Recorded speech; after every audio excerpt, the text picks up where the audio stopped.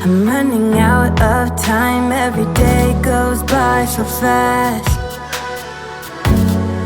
and every moment counts, baby, I don't wanna miss a thing. We can sleep under the stars, we can sleep under the stars, or hang out in hotel bars, driving somewhere in your car. We can sleep under the stars, we can sleep under the stars. Hey guys, how's it going? Welcome to Living Tomorrow Today and episode 3 of Going Northeast. So in this episode, we have traveled from Natchez Trace RV Park, which is in Hohenwald, Tennessee, and we made it to Lynchburg RV Park in Gladys, Virginia, which is also a Thousand Trails park. In between there, we had one overnight stay at a campground called Cherokee Trails Campground, which was in Bluff City, Tennessee. So let's get started with talking about the route. Well, there's nothing really crazy on this route. It was all pretty much highway. We did learn our lesson from the last time, and we did make sure that the Google route that we punched in matched up with what RV Parky told us. And we also went ahead and studied the map and looked for, of course, any low bridges, any sort of road hazards, but also we double checked that the route didn't take us onto anything that looked like a county road or anything like that, which it didn't. It was all pretty much interstate or state roads, which we have found so far are pretty good. The one thing that I will mention that you really can't tell from Google Maps, unless you put it on terrain and then kind of study it, is the elevation of the roads you're going to be on. Since we pretty much got to Arkansas and been traveling, it's been a hilly drive. A lot of the roads are going to be narrow and hilly, and you just kind of got to get used to it, and you will, and just take it slow. You know, don't worry about people behind you. Drive at a pace that is comfortable for you. And as I've been doing it, I get a little bit more comfortable, and I don't feel like I have to go 35 miles an hour up or down, you know, the little hills. But if you feel like you do, which I do sometimes, then just do it. And I'm mostly talking about, you know, the back roads as we're getting to the RV park. A lot of times I can't see over the hill, and, you know, I get nervous that I'm gonna have to go over the hill and then make a sudden turn.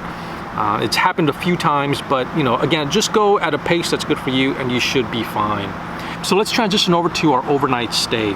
So like we always do, we looked for an RV park that accepts our Passport America membership because it saves us 50%. The place we chose ended up costing us $14, you know, which is great. However, I did notice that as we traveled east, that many RV parks are kind of far off of the highway, 15 to 30 miles.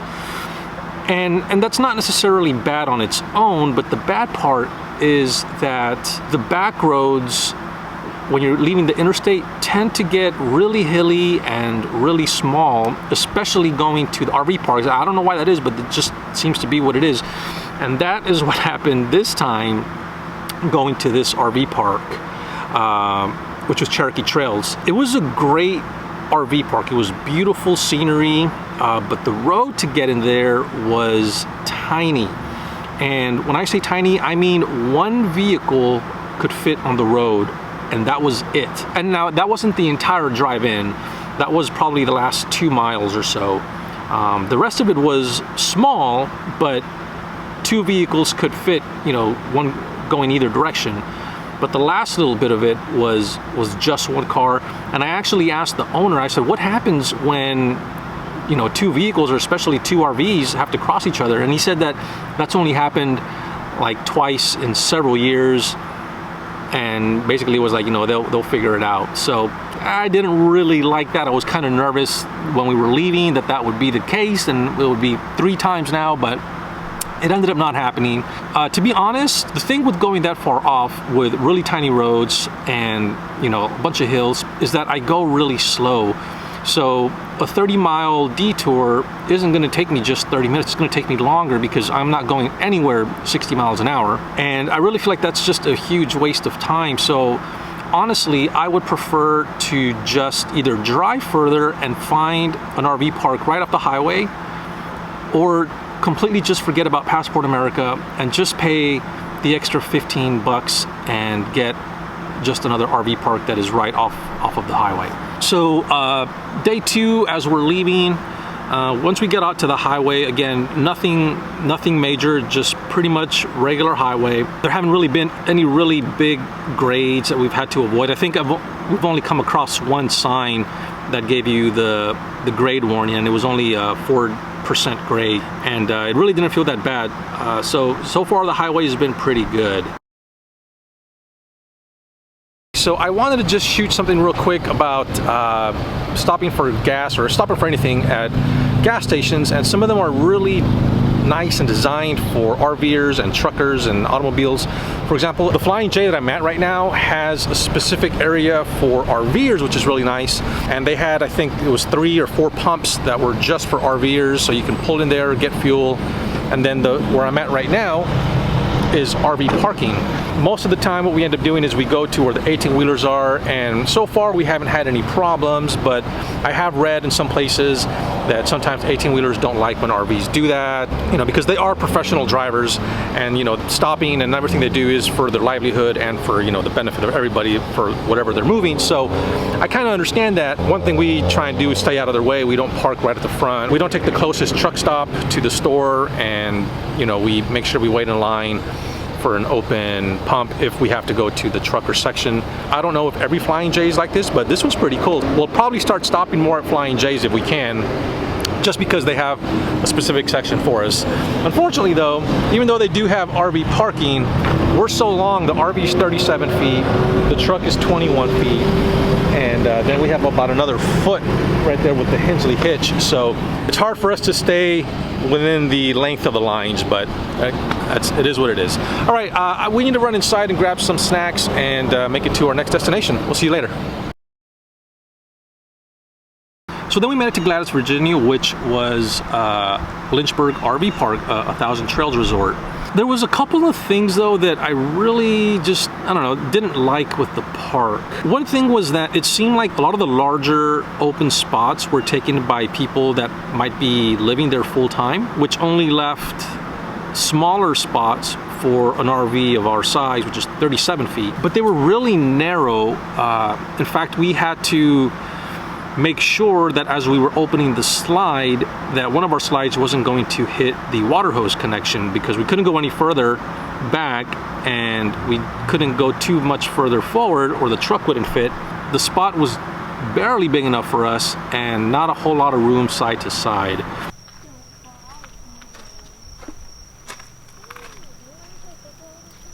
What's going on? Don't talk to me right now. Huh? What's the matter? I can't figure out why this keeps leaking when I turn on the water. So, like, every time we turn it on, it just drips. Did the seal fall out? The rubber seal? But I can't take it off now. You didn't turn on the water? I don't think it fell out. I think it just, I don't know.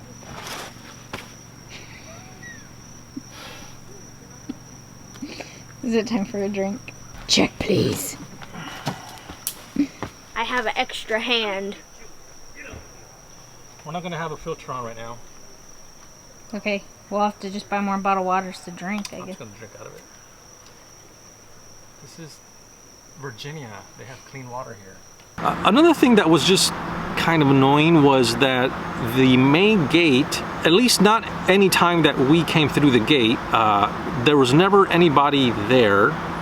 And then the keypad was not anywhere that the driver could punch it from inside the vehicle. You had to get out, or somebody would have to get out of the vehicle, punch it in, and then, you know, get inside and go through the gate. I don't know why they did that. I mean, hopefully they're going to move the punch pad further up. And also when we got there, of course, we didn't have a code or anything. We had to register, and they have a radio that you use to check in, and it's got instructions. It's like a two-way radio. You get on the radio and you just say, you know, I need a ranger to show up, and somebody's going to come and help check you in. So something interesting about this park here is that they have a microphone here. If there's no ranger, you just pick up the microphone, you just say ranger needed at the station, and somebody will come help you out, because we're just waiting to check in. So somebody will be on their way shortly and we can go find our spot. Not the best experience getting there. Again, nothing huge, just some things to be aware of, I guess. And then probably the biggest thing that was frustrating for us was as we were checking in, they told us that when we're looking for our spot, if we see a spot that has a black bag over the electrical box, not to use it because they're having issues with it. And they told us that if we find a spot but the bag is on the ground, to go ahead and consider that out of order as well, because somebody may have pulled the bag off or the wind could have knocked it off. And there were actually quite a few spots that we found that had the bag.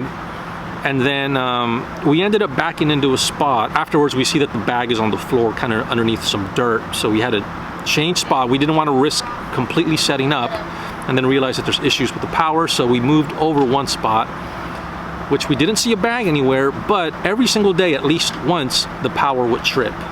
So that was kind of annoying. And that was the biggest thing we didn't like with the park. I mean, there was still a lot of good stuff that the park offered. A large park, fishing pond, there was trails, a TV room right next to the laundry, so you could watch TV while you wait on your laundry. And then, you know, lots to do in the surrounding area.